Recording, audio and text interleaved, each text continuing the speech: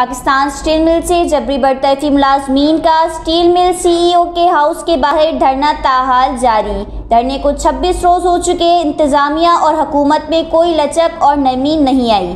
آج ایک اور ملازم دھرنے میں دل کا دورہ پڑنے سے انتقال کر گیا۔ سپریم کورٹ کا فیصلہ سنتے ہی ملازمین میں غم کی لہر چھا گئی۔ ملازمین سے اظہار یکجہتی کے لیے سیاسی و سماجی افراد کے آنے کا سلسلہ جاری۔ اس وقت پاکستان اسٹیل مل ملازمین کے ساتھ اظہار یکجہتی کے لیے پاکستان پیپلز پارٹی کے وزیر بلدیات سید ناصر حسین شاہ پہنچے ہیں۔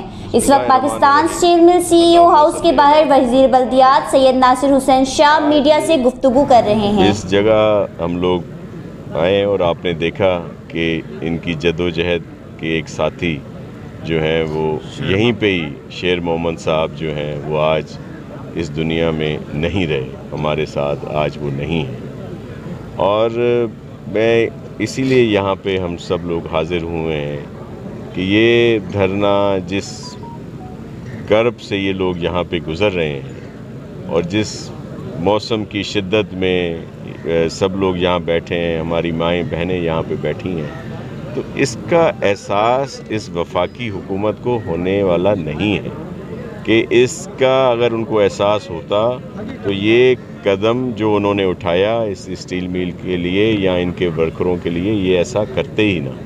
آپ کے یاد ہوگا، ریکارڈ پر موجود ہے، جب وہ حکومت میں نہیں تھے تو یہاں پر آ کر کس طرح کی باتیں کیا کرتے تھے، لیکن جب وہ حکومت میں آئے تو جس طرح تمام چیزوں پر انہوں نے یو ٹرن لیا، اسٹیل مل کے معاملے پر بھی انہوں نے ایک یو ٹرن لیا اور پھر یہ اس طرح کے احکامات انہوں نے صادر کیے۔